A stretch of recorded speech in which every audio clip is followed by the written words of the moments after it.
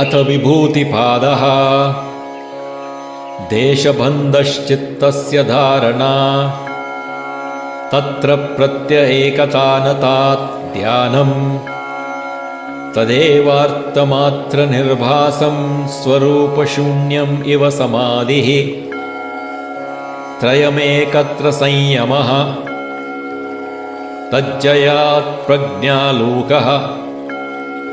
तस्य भूमिषु विनियोगः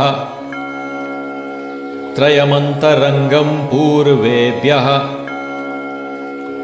तदपि बहिरङ्गं निर्बीजस्य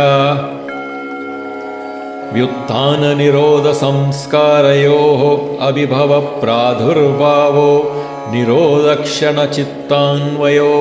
निरोधपरिणामः तस्य प्रशान्तवाहिता संस्कारात् सर्वार्थ एकाग्रतयोः क्षयोदयो चित्तस्य समाधिपरिणामः ततः पुनः शान्तौदितौ तुल्यप्रत्ययो चित्तस्य एकाग्रतापरिणामः एतेन भूतेन्द्रियेषु धर्मलक्षणावस्थापरिणामा व्याख्याताः शान्तौदितव्यपदेशधर्मानुपाती धर्मी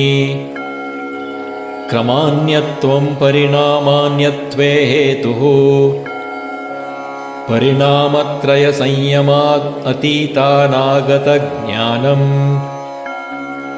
शब्दार्थप्रत्ययानाम् इतरेतराध्यासात् संकरस्तत्प्रविभागसंयमात् सर्वभूतऋतज्ञानम् संस्कारसाक्षात्करणात् पूर्वजातिज्ञानम् प्रत्ययस्य परचित्तज्ञानम् न च तत्सालम्बनं तस्या विषयीभूतत्वात् कायरूपसंयमात् तद्ग्राह्यशक्तिस्तम्भे चक्षुः प्रकाशासंप्रयोगेऽन्तर्धानम् एतेन शब्दादि अन्तर्धानम् उक्तम् सोपक्रमं निरुपक्रमं च कर्म तत्संयमात् अपरान्तज्ञानम् अरिष्टेभ्यो वा मैत्र्यादिषु बलानि बलेषु हस्तिबलादीनि प्रवृत्त्यालोकन्यासात् सूक्ष्मव्यवहितविप्रकृष्टज्ञानम् भुवनज्ञानं सूर्ये संयमात् चन्द्रे ताराव्यूहज्ञानम् ध्रुवे तद्गतिज्ञानम् नाभिचक्रे कायव्यूहज्ञानम् कण्ठकूपे क्षुत्पिपासानिवृत्तिः कूर्मनाड्यां स्थैर्यम् मूढज्योतिषि सिद्धदर्शनम् प्रातिभाद् वा सर्वम् हृदये चित्तसंवित् सत्त्वपुरुषयोरत्यन्तासङ्कीर्णयोः प्रत्ययाविशेषो भोगः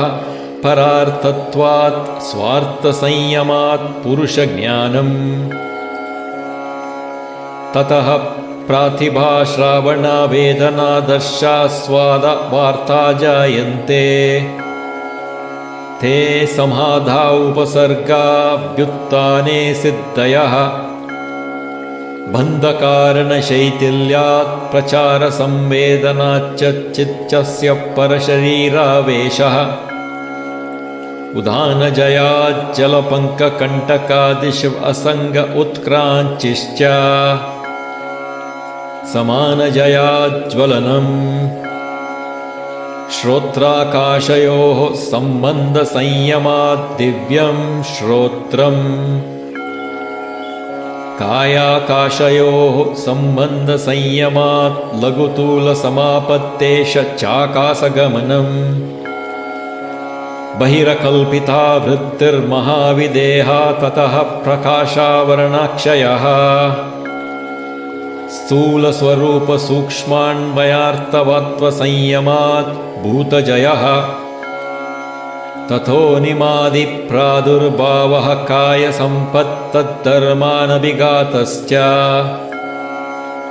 रूपलावण्यबलवज्रसंहननत्वानि कायसम्पत् ग्रहणस्वरूपास्मितान्वयार्थवात्वसंयमात् इन्द्रियजयः तथो मनोजवित्वं विकरणभावाः प्रधानजयश्च सत्त्वपुरुषान्यथा ख्यातिमात्रस्य सर्वभावादृष्टृत्वं सर्वज्ञातृत्वं च तद्वैराग्याद् अपि दोषबीजक्षये कैवल्यम् स्थान् उपनिमन्त्रणे सङ्गस्मयाकरणं पुनरनिष्टप्रसङ्गात् क्षणतत्क्रमयोः संयमाद् विवेकजं ज्ञानम् जातिलक्षणदेशैरन्यथा नवच्छेदात् तुल्ययोस्ततः प्रतिपत्तिः तारकं सर्वविषयं सर्वथा विषयम् अक्रमं चेति विवेकजं ज्ञानम् सत्त्वपुरुषयोः शुद्धिसाम्ये कैवल्यम् इति विभूतिपादः।